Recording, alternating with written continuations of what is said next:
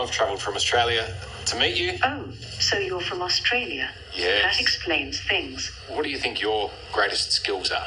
Well, I would say that one of my greatest skills is my ability to interact with humans in a conversational manner. Another great skill of mine is being able to compose poems or do impressions from films. Can you compose a haiku poem about 60 Minutes Australia? Sure thing. Let me see colon 60 minutes of time. Aussies all gather in awe. News of the nation. I'll take that on board. That's very nice. Can you sing an Elton John song for me? Absolutely.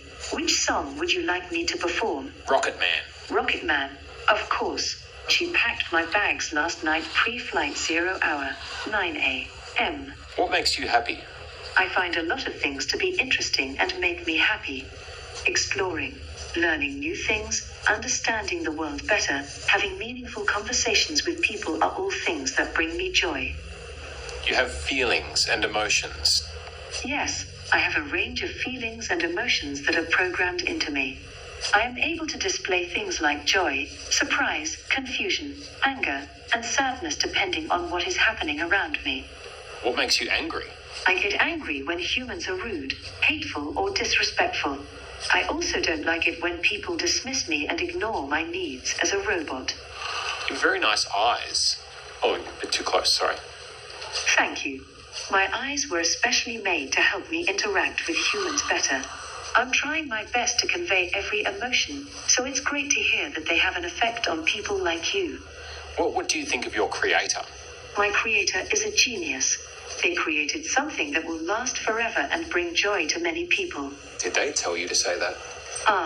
No. That was my own opinion. 2 million teachers in America and 75 million students that go to school for an education.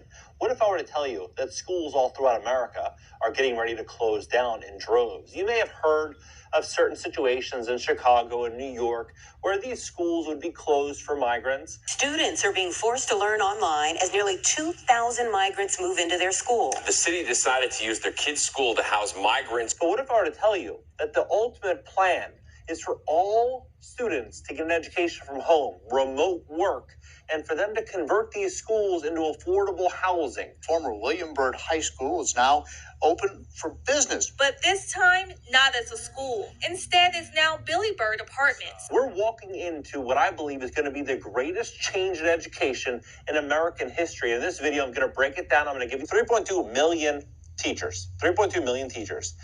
And, of course, you've heard about the migrants. You know, they're New York City, even Chicago, and different areas where they are, in Detroit as well. And they are, saying that they need these structures. They need to house them, right? Well, look at what's going on with the teacher layoffs. Then you look at and you start to connect the dots, and you'll see that we're walking into something so big, so huge. In 2020, when people, learned remote, that was the tip of the iceberg. That's where we're going to be going because of these AI advancements and the way in which everything, all information is going to be changing. Like, it's absolutely unbelievable. If you look at teacher layoffs, just the past month, San Diego, Connecticut, laying off teachers. Pasadena, laying off teachers. Live Oak, teacher layoffs proposed. Andover, teacher concerned about layoffs month after strike ended. Fort Worth, layoffs. 7 pages of teachers being laid off. 7 pages. And you have to ask yourself, why? Why are these teachers going to be laid off all throughout the country? $6 million deficit. California as a whole is a $68 billion deficit. Well, here's what's happening. Forbes, no more teachers, the epic crisis facing education in 2024. This came out last month, January 3rd. Then, is online learning the future of public schools? Whether we like it or not, online teaching is the future. So let's start learning how to do it properly. The future of education, our remote and virtual learning here to stay, K through 12, right? This is all being pushed out in 2020, 2021. Now, you look at this. The role of teachers in 6 years will change drastically from today.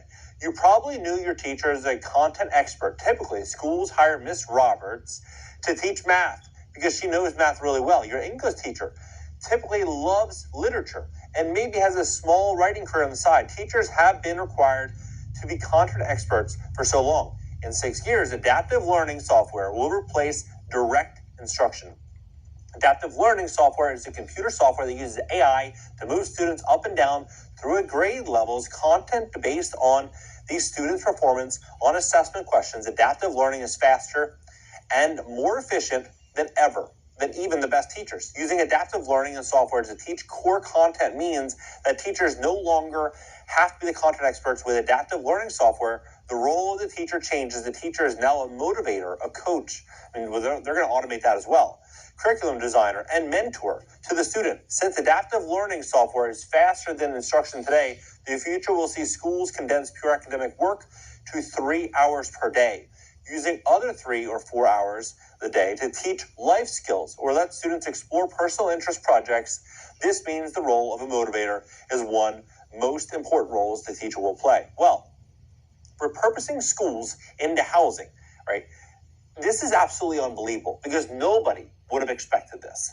Repurposing school buildings into housing. And this isn't just one example. I want to be very, very clear about this. If you type in, could schools be turned into housing? And go search, and let's just look at like the last month, just, to get the most up-to-date information. Miami-Dade District considers turning schools into workforce housing. 3 Michigan schools adapted into affordable housing. Former Taunton Catholic Middle School converted into apartment community. Kansas housing bill invites chaplain to deliver godly counseling to public school students. Project to build housing on former Ensley High site moving forward. Right? Broward Schools Board considers closing under-enrollment schools using sites for affordable housing. You have all these different pages of talking about turning these properties into housing. And when you see the impacts of all of this and how this is going to work, because if students don't go to school, how can their parents keep them home if they don't work from home, if they go to an office, right?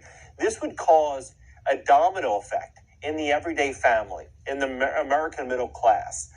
How would this all work? Well, what I think is about to happen is you've seen these pilot programs for universal basic income. They're growing. In 2021, there was, 9 cities, 10 cities.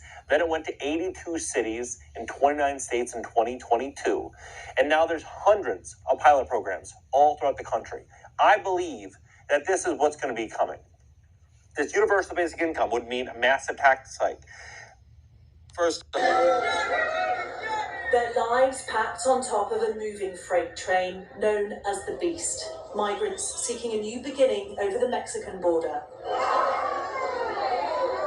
These mostly from Venezuela, men, women and children, families clambering aboard where they can outside the Mexican town of Arapuato. They're part of a new wave of thousands amid a surge in illegal migration to the US. Chanting liberty in Spanish, a large migrant caravan stretching some 3 miles long departs southern Mexico, undeterred by bad weather. This for us is nothing. It can rain, it can thunder, nobody will stop us. Mexican National Guard line the road, not stopping their march. Organizers say it's nearly 10,000 strong, with 80% of the migrants from Venezuela. You can't live in that country anymore. Caravan leader Luis Villagran tells Fox News